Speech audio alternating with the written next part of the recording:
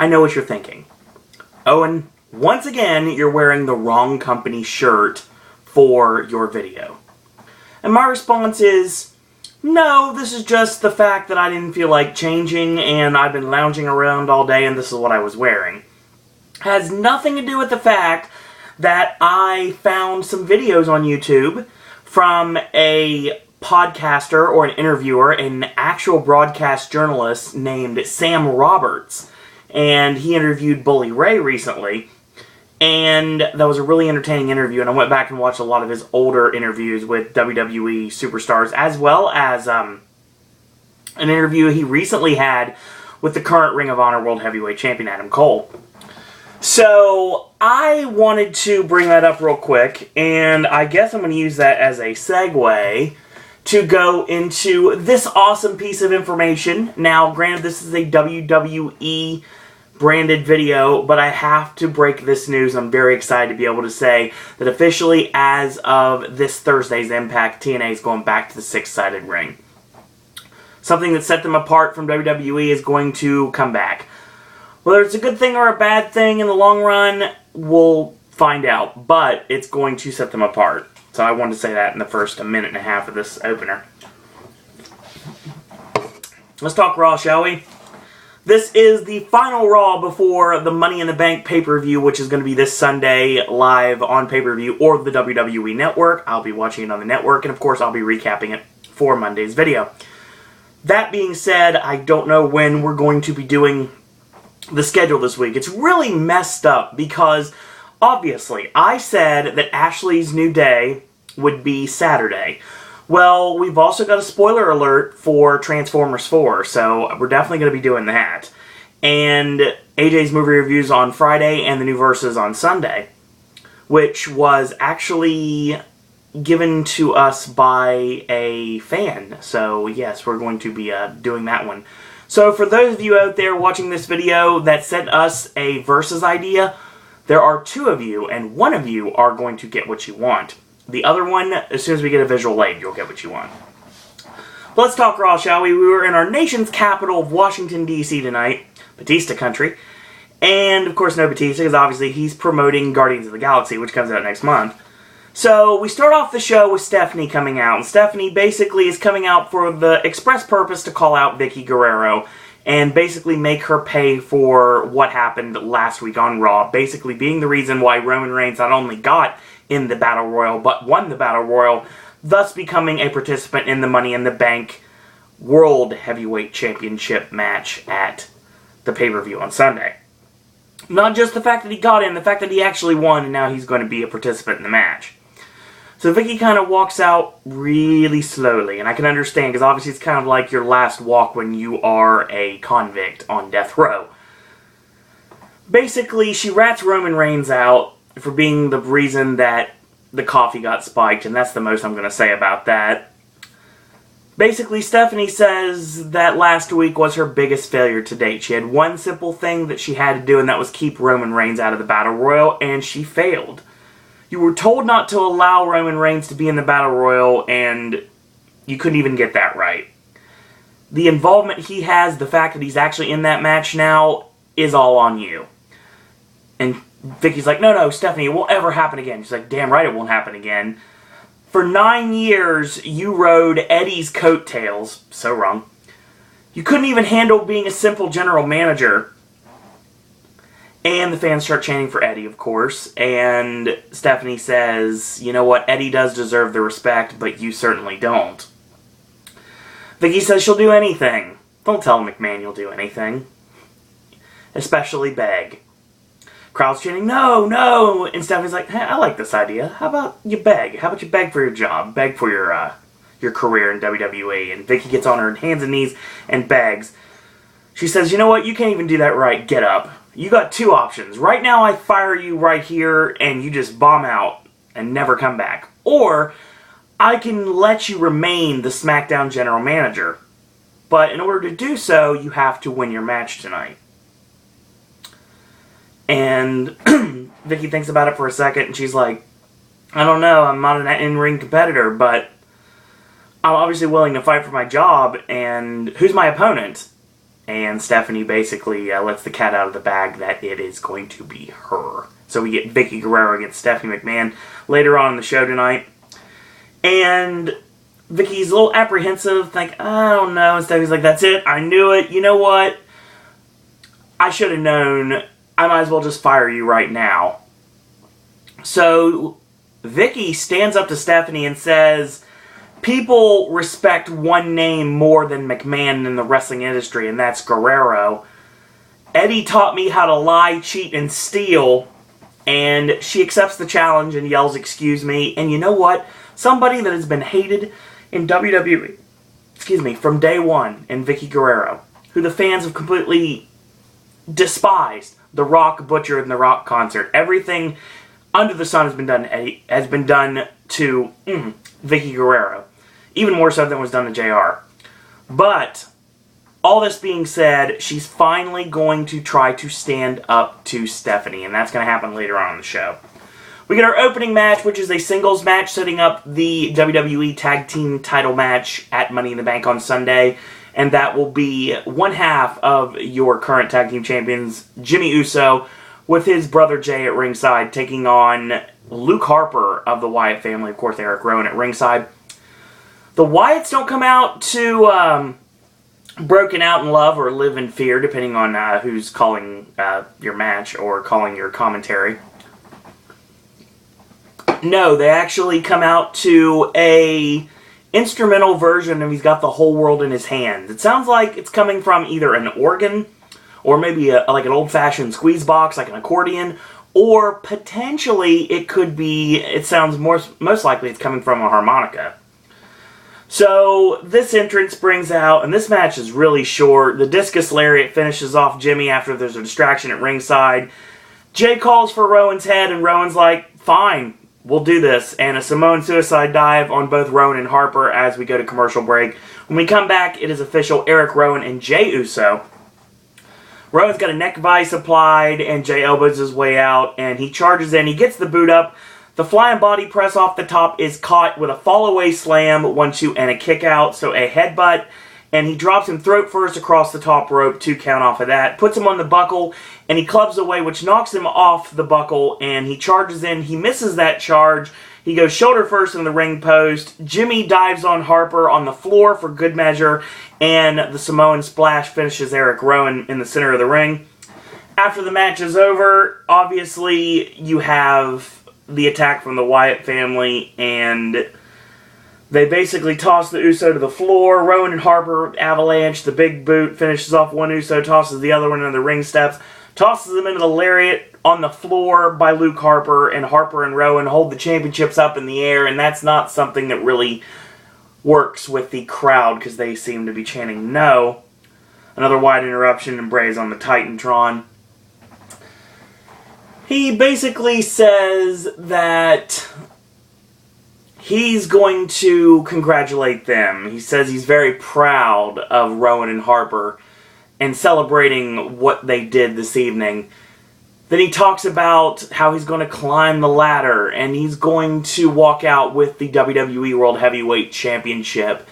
He won't be alone. His brothers shall be taking out all the unworthy little creatures, i.e. Jimmy and Jay Uso. Oh, sorry. Wrong match. The other unworthy little creatures, everybody else involved in the Money in the Bank Championship ladder match. And he says, follow the buzzards, and that's the end. So yeah, I'd love to have got more on that, but obviously I wasn't able to write fast enough. We get Lana and Rusev going sightseeing in DC and basically shooting on America. That's all that needs to be said about that. We get a singles match with Alicia Fox against Naomi, and this was setting up who is going to be Paige's challenger at Money in the Bank this Sunday, and everyone was thinking it was going to be Paige and Alicia Fox in a rematch, but it turns out that that's not what happens, and Paige and Cameron are on commentary. I like Vinny, obviously, from Total Divas. Vinny is awesome. He's over.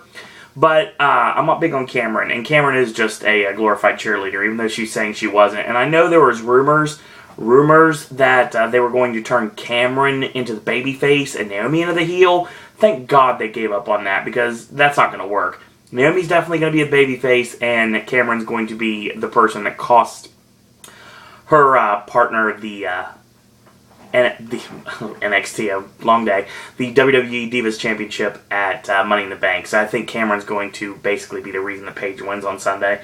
But this match was really short. Snap Rana, Foxy goes to the floor, and basically she pulls Naomi off the ring apron, tosses her in, and a forearm and a whip, caught her with a tilt-a-whirl backbreaker, 1-2, and a kick out. A slap by Naomi, and Fox counters with a short arm elbows, and Northern Light suplex, 1-2, and a kick out, and the toss Naomi through the middle rope to the floor, and tilt-a-whirl is countered into the falling inverted DDT, 1-2-3, and Naomi wins, and Paige gets on the ring apron and gestures that she accepts the challenge.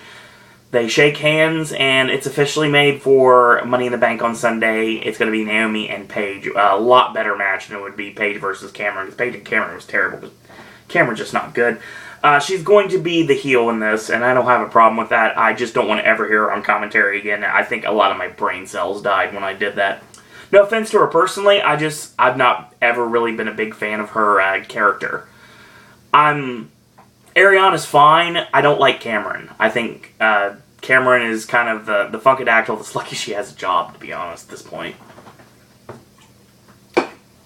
But Total Divas will keep these people employed. Obviously, ask Rosa Mendez. That's why she still works for the company, and she didn't get canned the other day. Because E wanted her on the show, so that's what they got. Makes no sense sometimes. I would have rather had Emma on the show. So Roman Reigns and Sheamus are in the back, and they're basically ready to fight, and they realize that tonight they may stand side by side, but on Sunday it'll be every man for themselves, and in that case, there will be one man walking out with the championship, and Sheamus basically says it's going to be him. Roman Reigns says he doesn't believe in magic, he believes in himself. Speaking of believe, or believe in this case, we obviously get a shot to what happened on SmackDown, which I talked about yesterday, which was Adam Rose beating Titus O'Neil, not once, but twice. And he is in action, Titus O'Neil is, against Bo Dallas here, trying to go 9-0. Well, Titus beats Bo down rather rapidly and misses a whip and gets caught with a swinging Bo dog, and that's the 3. He does the victory lap. After the match is over, he gets up in Titus' face and says, "Hey, buddy, I'm 9-0. You can get back on that horse again, Titus." And thanks all the crowd and tells them don't stop Bo leaving. So yeah, Bo Dallas is awesome and still does not have a match for the Money in the Bank pay-per-view on Sunday. I guarantee you he has one, obviously. As of this moment, there are only 4 matches on the card. And with 4 matches on the card, you have 15, 16... 17, 18, 19, 20. You have 20 superstars in 4 matches on the card. That's crazy. Owen doing math on camera. I'm sure that was entertaining for all of you to watch and know I'm not good at it. Triple H comes out, and the new solid gold Money in the Bank contract briefcase is hanging high above the ring. Unlike normally where we have both championships hanging from the ring, this time you have the new briefcase hanging above the ring. Seth Rollins is, of course, the first participant, and Triple H just basically put him in the match, kind of like we did with Randy Orton. Whether I like them or not, everybody is involved in this match because it's the best thing for business. Announces Kofi Kingston, then Jack Swagger, former winner, of course, and Dolph Ziggler, which gets a huge pop from the crowd, Rob Van Dam, another former winner, Bad News Barrett, and then calls out Seth Rollins, which is basically his golden boy at this point, wearing an Authority t-shirt. He says he created the Shield, he has the right to try to destroy it. After Sunday, you will be calling me Mr. Money in the Bank. Rob Van Dam hears this and comes out. He says, "You guys don't take me seriously." He's like, "Rob, I would take you very seriously if this was 2005. And it kind of made me laugh, to be honest. And he's like, "Well, is that so?" He's like, "Well, back then, you were still in your parents' house watching me on television because you wanted to be a wrestler." Not as much of a burn, but that was a really good one from Rollins. He says he's a former Money in the Bank, which is correct. He's a former WWE champion, which is correct. And he has to remind us of a very true fact that he crushed Triple H's trachea with a frog splash from the top of the Elimination Chamber in the first Elimination Chamber match. Good times. He basically says he wants a piece of Seth Rollins. Triple H says, "Fine, let's do it. Get a referee out here." So we come back, commercial break. We have Seth Rollins against Rob Van Dam. This match pretty good for what it was, and Van Dam showed some more fire in this match than he has lately. I like to call him Mr. Going Through the Motions lately, but when it comes down to it, this match actually was a lot better than normal. Rollins hits the Three Amigos, how appropriate, and he gets a 2 off of that. Chinlock, and Van Dam punches his way out, and a whip in, ducks his head down, gets kicked square in the chest, ducks the spin kick, and a corkscrew neck breaker off the ropes from Rollins, gets a 2 off of that, and boots in the corner, charges in with a big forearm, a clothesline, drops Van Dam 1-2, and a kick out. So a chinlock with a body scissors applied, and he turns it into a regular chinlock, and Van Dam elbows his way out, and kind of drags him off, like flips him off, basically. And he does the scissors roll up, 1-2, and a kick out, clothesline, super kick, spin kick, goes for rolling thunder, but of course he doesn't get a chance to flip because he goes and gets caught by Rollins. He goes up top, lands on the ring apron, a shoulder block, and a nice slingshot into a swinging DDT off the ring apron from Rob Van Dam on Seth Rollins. So he goes up top for the 5-star, he misses, and the basic setup for the end for Rob Van Dam with the repeated rabbit punches to the back of the head from Rollins. And he nails the turnbuckle powerbomb, curb stomp, and right before the 3 count, Ambrose jumps him. Of course, that means Rollins wins by DQ. And they brawl into Justin Roberts' land, and Dean pounds away and runs off the table and nails Rollins. And the referees pull him off. Ambrose grabs the mic and says, you know, you might as well put me in that match. As a matter of fact, I'm going to be in Boston. I'm still going to kick Rollins' ass. You know what? You won't put me in the match, I'm still going to be there, and I'll screw up your pay-per-view. I don't really care. I'm coming to Money in the Bank, and I'm not going to be nice. So yeah, basically, Dean Ambrose is giving an ultimatum to Triple H to put him in the Money in the Bank contract ladder match. And I'm sure that'll be announced next. And surely, when I come back to commercial break, it's exactly what happens. Rollins says, I want Ambrose in there, and Triple H basically thinks, like, okay, fine, you can control him if you're in the match, but you know what, if he wins, it's all on you. He says, give me Dean Ambrose, and he's like, you know what, you want it? You got it. He's in. So, Ambrose is officially the 7th man in the Money in the Bank contract ladder match. We get our next match of the evening, and what a match it was. Intercontinental title on the line, Bad News Barrett defending against Dolph Ziggler. Easily the match of the night. I'll say right now, it was funny because Barrett came out to deliver some bad news, and he said that he's going to beat Dolph so bad he's going to be forced to change his name like Washington's horribly losing football franchise, which made me laugh, actually. But yeah, we get this midway through, and we pick it up from the commercial break, and right before the commercial break, actually, because Barrett goes for Wasteland. Dolph counters with a zigzag. 1, 2. He would have made the pin right there, but obviously that 1-2 was basically time passing, because what happened was, once he landed, the 1-2 was the referee counting because Dolph was not able to capitalize, and Barrett knew where he was in the ring and made a very veteran maneuver and rolled out to the floor so Dolph could not capitalize. When we come back to live action, we have the elbow drops, repeated elbow drops, 9 of them in succession, leaps up, heart stopper, and he gets a 2 off of that. So, excuse me. A shoulder block from Barrett, because Barrett was knocked to the ring apron, and he tosses Dolph, like he basically just backdrops him over the top rope from the apron, and the Cactus Jack hip buster does connect. I swear to you, one of these days they're going to call that move. I do every single time. Even does the bang bang, and I have no idea how no one is picking up on that. I'm sure they're doing it on purpose. So, he tosses him in, gets a 2 off of that, the chin lock, and Dolph punches his way out. No jawbreaker, very interesting. Usually he jawbreakers out of it. So, a whip in and a tip up, and Dolph, of course, gets caught just like he did on SmackDown with the field goal kick, given the fact it's World Cup time. And he goes up top, Dolph runs up, Z-Factor actually does connect, 1-2, and a kick out. He pops him up in the air, elevator down, and he goes for the powerbomb, and he turns it into Wasteland, 1-2, and Dolph kicks out, so he readies the bullhammer.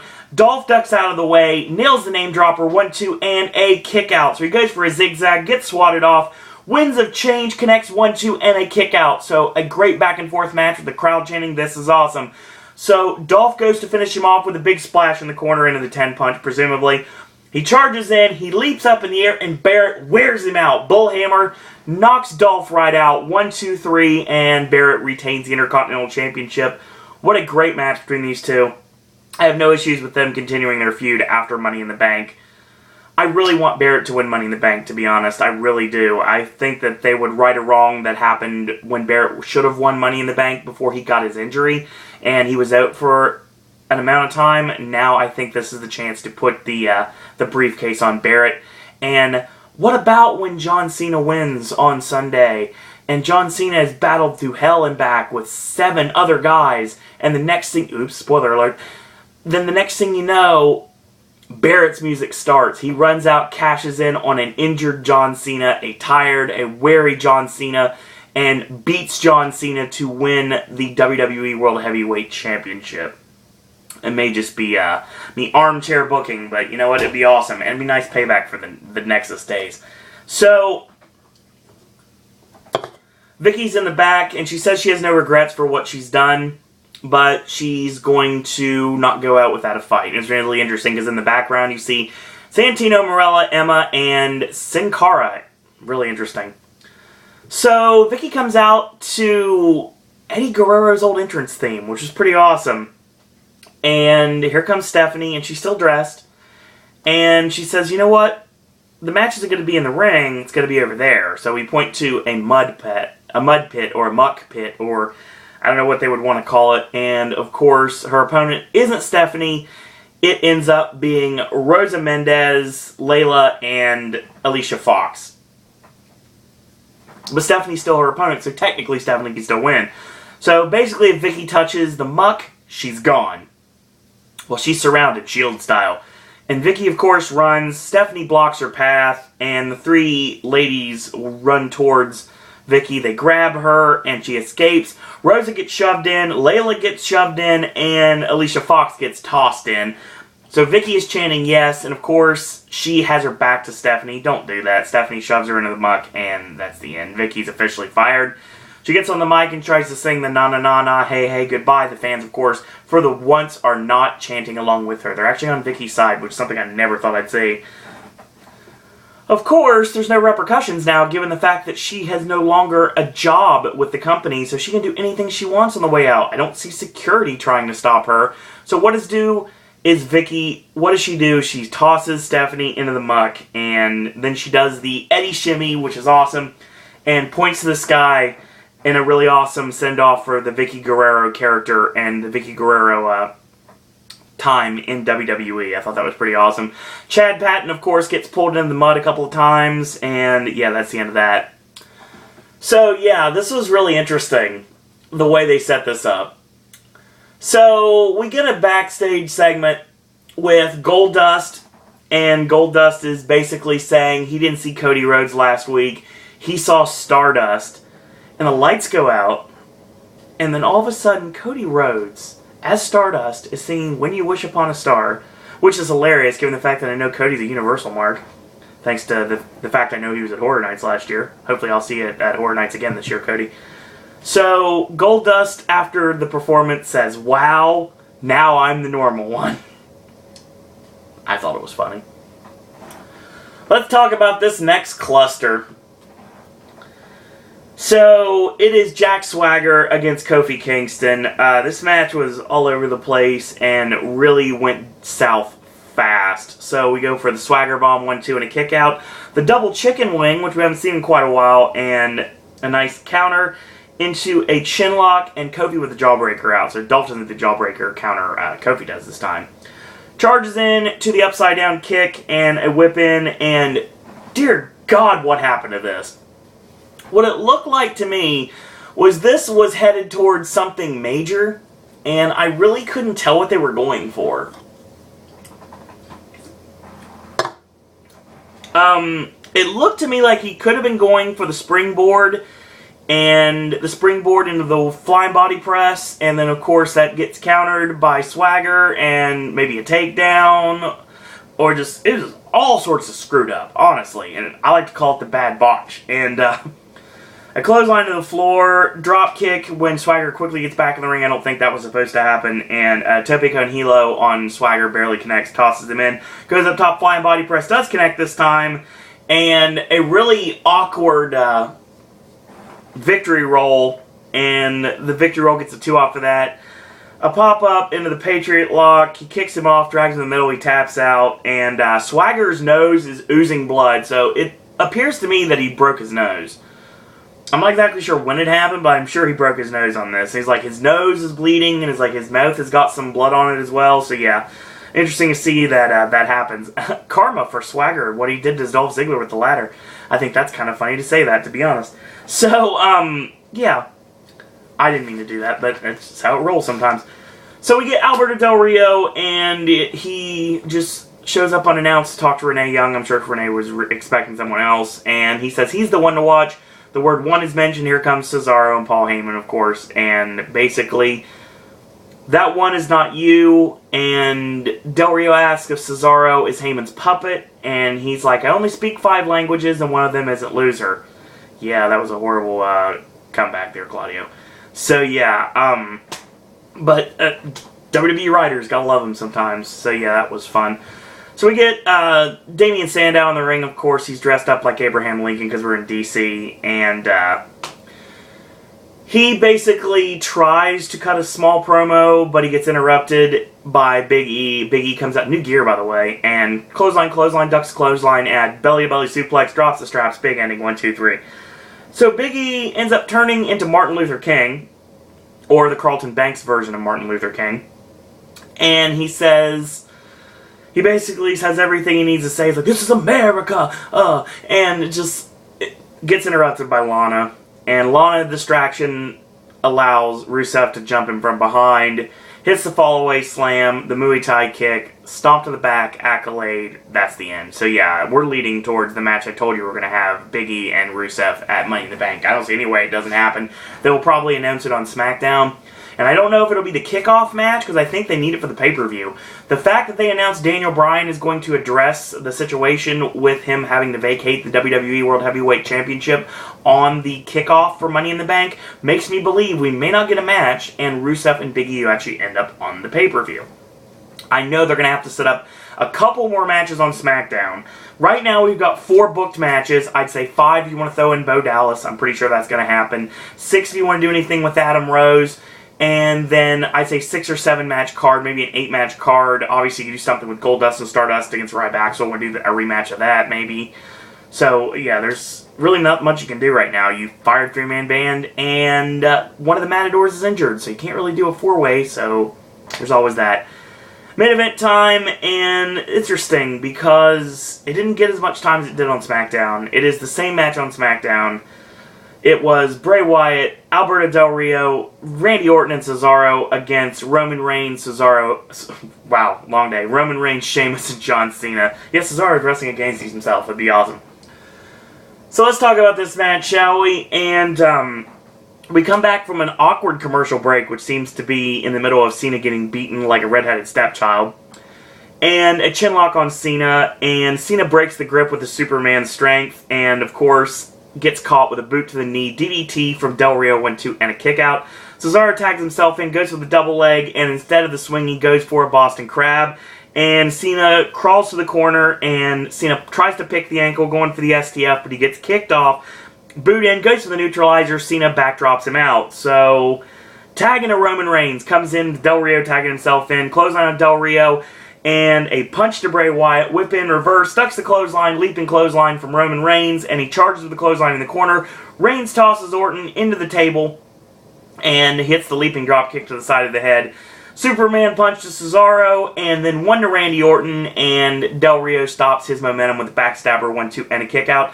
Bray Wyatt tags himself in, comes off the ropes, Fall of Humanity gets a 2 count off of that, and Cesaro tags himself in. Stomps away, the deadlift gut wrench connects 1 count only on Roman Reigns. Orton tags himself in, high vertical suplex, 1-2, and a kick out, and he locks on a chin lock. We're over the top of the hour, and Orton goes for a chin lock. I just don't know sometimes. Elbows out of it, a headbutt, and a well-placed stomp right to the midsection, tagging to Del Rio. Backdrop suplex gets a 2 off of that. Tagging to Bray Wyatt, repeated headbutts. He goes for the avalanche, and once he's about ready to connect, he gets nailed with a Superman punch. Tagging to Cesaro, and ends up getting knocked. He tries... Sheamus... Okay, here's the thing. Cesaro goes to try to cut off the tag.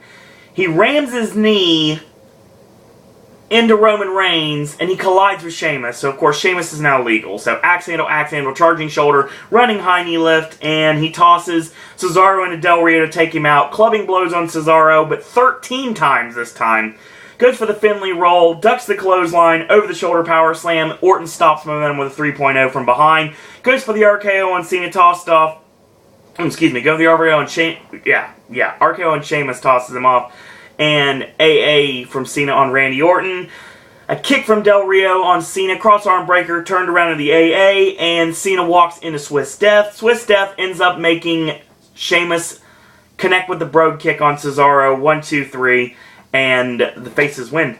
So Kane comes out, and he tosses Roman into the barricade.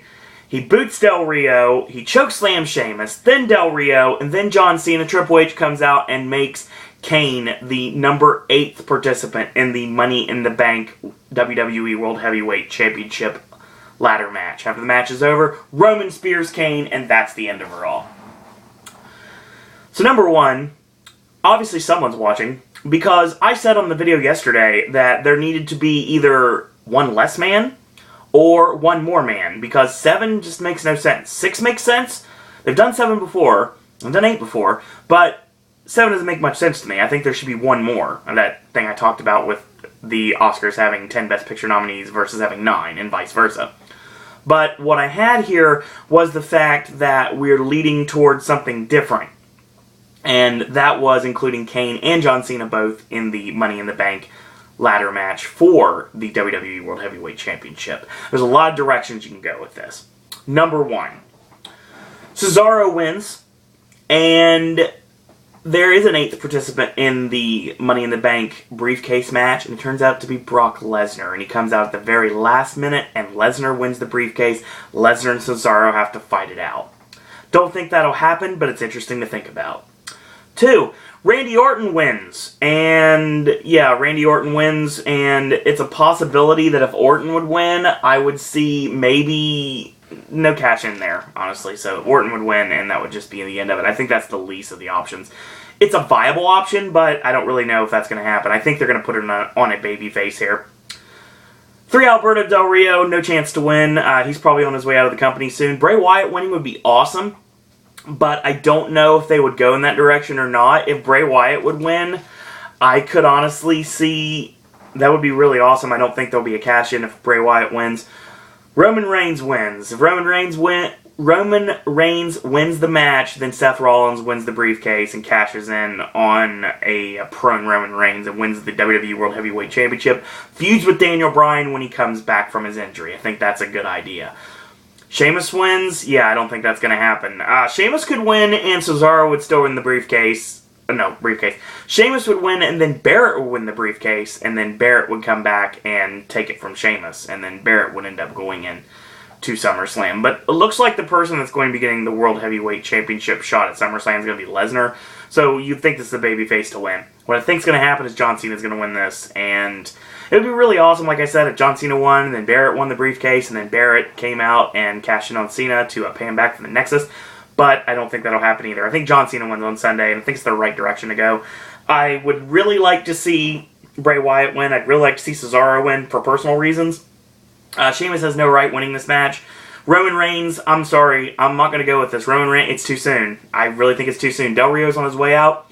Randy Orton, I don't think has a chance at this point either. So yeah, I think it's down to Wyatt, Cesaro, Reigns, and Cena. I don't want Reigns to be in that conversation, but they're definite one to push him. I get that completely, but I don't think this happens. I think if you want to do this, I think you do it right and have Reigns win the title at WrestleMania, honestly. It's all about WrestleMania moments. I think that'd be a great idea. And you know who better for him to beat for the championship than his own blood? That's right, for him to beat The Rock at WrestleMania. That would require The Rock to win the WWE Championship at the Royal Rumble 2 times. And I don't think that's going to happen, but it's an interesting thing to think about, right? So that was Raw. Like I said, it was all over the place. What I'd recommend from this show, honestly, I would say if you wanted to check out the Rob Van Dam and Seth Rollins match, check it out. It's good. It's definitely worth watching. I would say you could check out Dolph Ziggler and Bad News Barrett. Easily the best match on the show.